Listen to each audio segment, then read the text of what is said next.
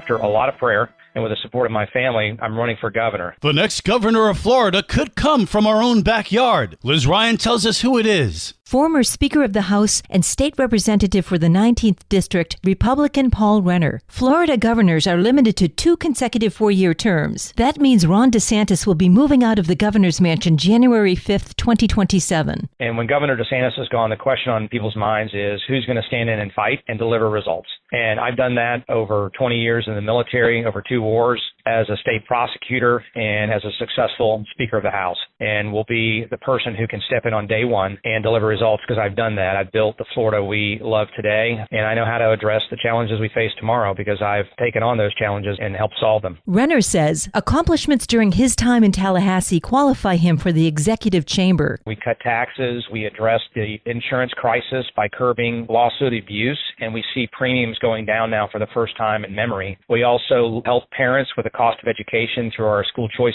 scholarships. He adds that there's more he wants to get done. We got to roll back property taxes, and we need to continue to work on insurance, like home hardening programs like My Safe Florida Home. And in this increasingly red state, he's likely to use his conservative activism on social issues on the campaign trail, such as sinking Amendments 3 and 4 on last year's ballot. I spent a lot of money and traveled the state to make sure we don't have left-wing activists pushing their agenda into our Constitution. I did the same thing with school board races. It was important to me that we educate and not indoctrinate our kids. The primary election is still a year away, but the field is already getting crowded. 5 other Republicans have already declared, including Congressman Byron Donalds. Democrat David Jolly and Independent Jason Pizzo have entered the race, and there's rumors we may see some other well-known names on the ballot, like Matt Gaetz, Wilton Simpson, and maybe even Casey DeSantis.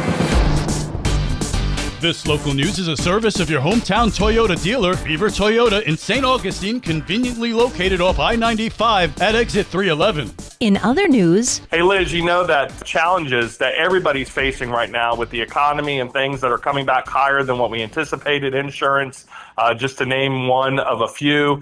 But I think we have a solution. Come in and see me. If you live in the city of St. Augustine Beach, Mayor Dylan Rumrell welcomes you to join in on a meeting tonight to discuss budget and taxes. Hey, Liz, I'm excited for everybody to come out to our meeting. At 5:01 p.m., we are going to adopt our first budget. So you have to have 2 hearings. This is the first hearing where we adopt it.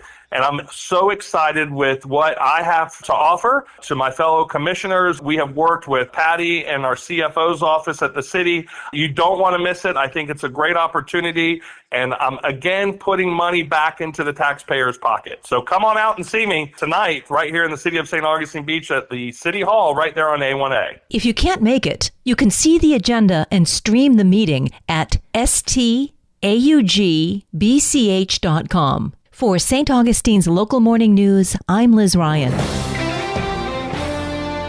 St. Johns County Commissioners unanimously approved a request for a small-scale comprehensive plan amendment for a property south of St. Mark's Pond Boulevard. The Passetti family, whose roots in the county trace back to the late 1700s, applied to change the land use designation from rural silviculture to residential A, allowing up to 4 single-family homes. Attorney Doug Burnett highlighted the family's long history in the area. One of those houses is a 1927. We're coming up on almost 100 years that the Passetti Villa has been located in that area. Kelly Passetti is your applicant. She's the widow of Dale Passetti. Portable toilets, outhouse, sand and septic was their company for many years. Burnett even shared a bit of family history tied to the property. I will share with you something that I did not know. Part of the history is that there was a 2-seat outhouse on the property. I never thought of such a thing would ever exist. I'm not sure how awkward that would be. But that was one of the things that's there on the property. Because of the property's proximity to 12 Mile Swamp, Commissioner Krista Joseph raised this question. Does it impact 12 Mile Swamp at all, or is it septic, or what's happening there? Yeah, you will have well and septic.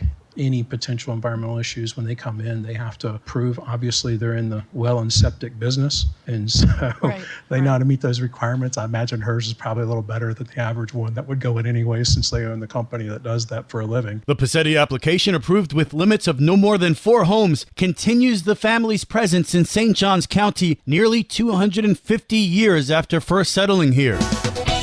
And now you're up to date with St. Augustine's Local Morning News. I'm Rich Carroll.